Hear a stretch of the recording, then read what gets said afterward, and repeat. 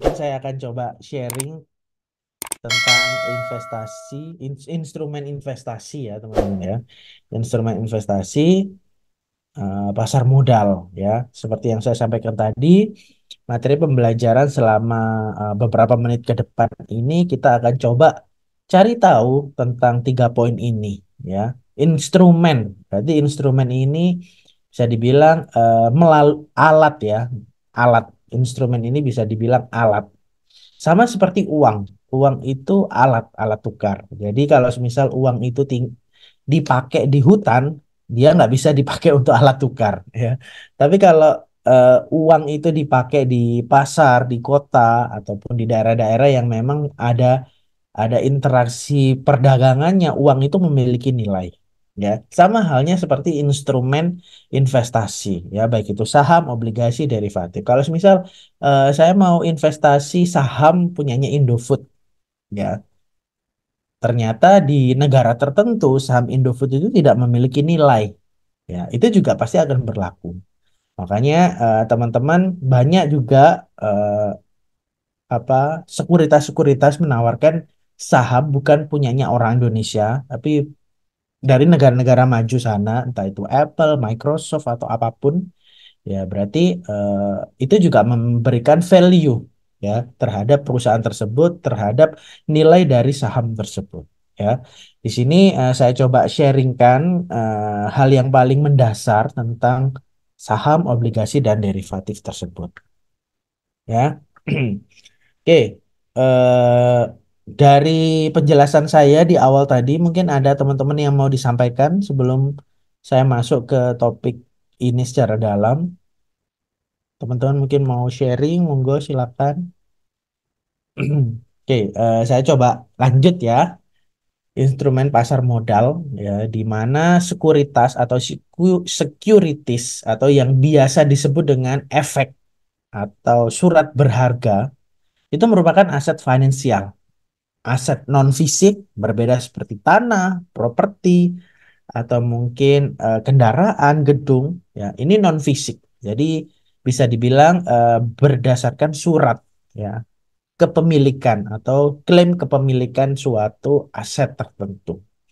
Jadi kalau teman-teman mungkin di daerah-daerah masih populer tak investasi perhiasan. Nah, itu masih berbentuk fisik.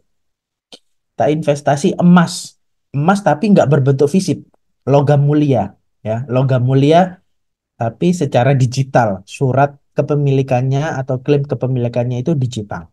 Jadi kita nggak menyimpan emas batangan di rumah, tapi kita menyimpan dokumen surat klaim kepemilikan tersebut.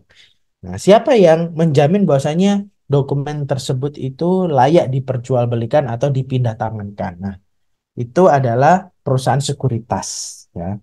Perusahaan sekuritas atau perusahaan yang memperdagangkan surat berharga tersebut. Ya, ini masuk derivatif ya. Menjadi berjangka eh, tanda bukti hutang atau obligasi. Jadi kalau menurut Undang-Undang Pasar Modal nomor 895, efek itu adalah surat berharga, bisa terdiri dari surat pengakuan hutang, surat berharga komersial, bisa saham, obligasi, tanda bukti hutang, atau investasi kolektif. Investasi kolektif ini kayak koperasi ya. Jadi kayak ibu-ibu PKK mengumpulkan uang dan segala macam itu dikelola bersama, dikolektif, dikolek, terus diinvestasikan di suatu eh, perusahaan sekuritas ya. Ini berbentuk kontrak berjangka atau tidak ya. Kontrak berjangka ini ya sama halnya seperti deposito ya. Tapi di sini saya nggak membahas deposito, tapi ini membahas tentang sekuritas ya, saham, surat hutang, derivatif. Deposito itu beda lagi, teman-teman ya. Itu lebih sederhana, sama seperti kita nabung ya, kita nabung tapi tabungannya kita ini nggak bisa diutak-utak lah ibaratnya. Jadi di lock ya, itu deposito. Oke, kalau nabung kan sedikit-sedikit, akhirnya lama-lama menjadi bukit ya. Tapi kalau deposito kan kita punya uang gede supaya uangnya nggak habis terpakai untuk belanja ABCDFG, akhirnya kita taruh di bank dan di lock oleh bank, nggak bisa dipakai. Ya, kalau dipakai kita nggak ada keuntungan. Ya.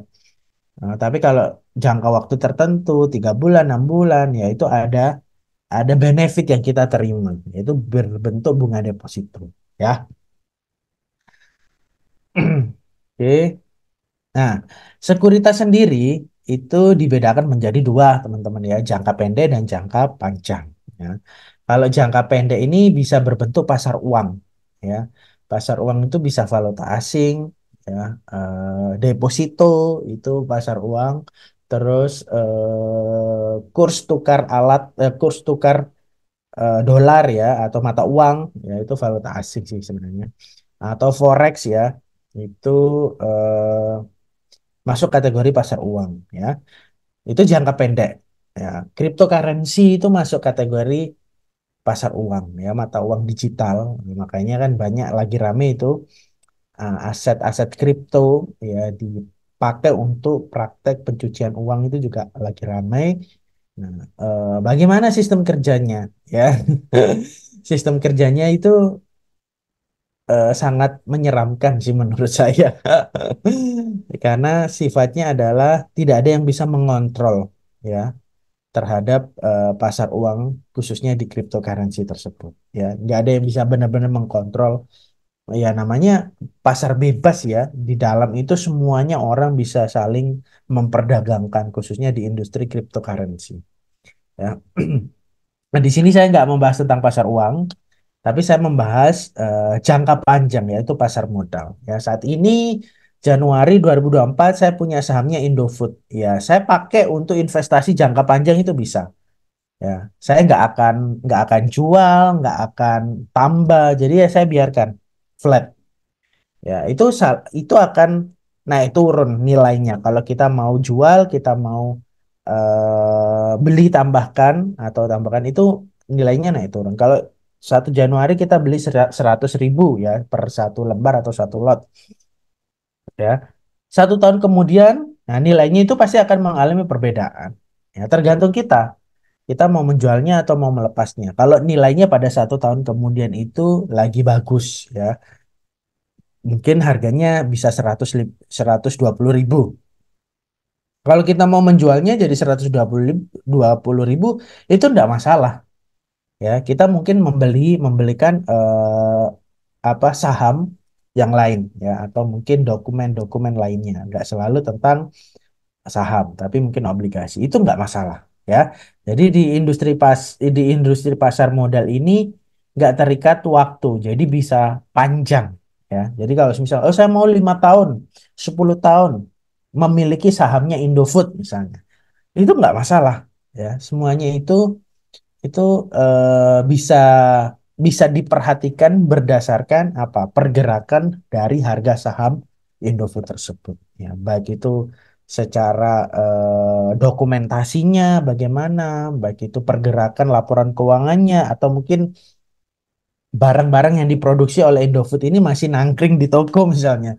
Nanti kalau masih nangkring di toko, otomatis mereka juga si Indofood ini butuh modal untuk beroperasional. Nah, untuk itu surat berharganya kita yang berbentuk saham masih memiliki nilai, ya, masih memiliki nilai. Jadi nggak harus dijual atau nggak harus dilepas, ya.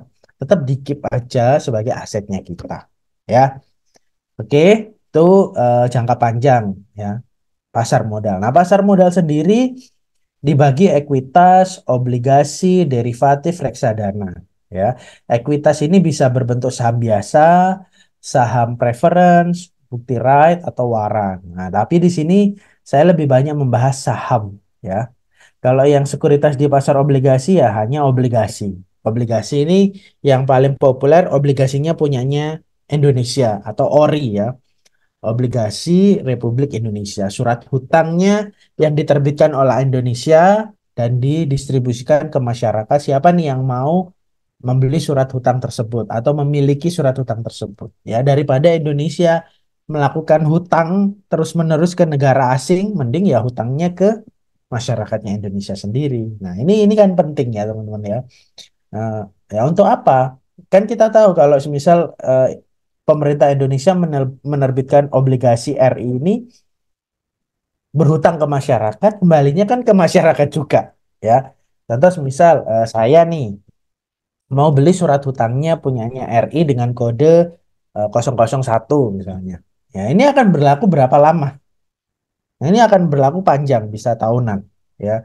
Jadi ibaratnya saya menyimpan uang di instrumen investasi ini bisa berbentuk obligasi, ya. Jadi nggak nggak sekedar deposito yang sewaktu-waktu cair misalnya, tapi benar-benar obligasi yang eh, aman, yaitu negara kita selama negara ini masih survive, ya, ya obligasi ini akan aman.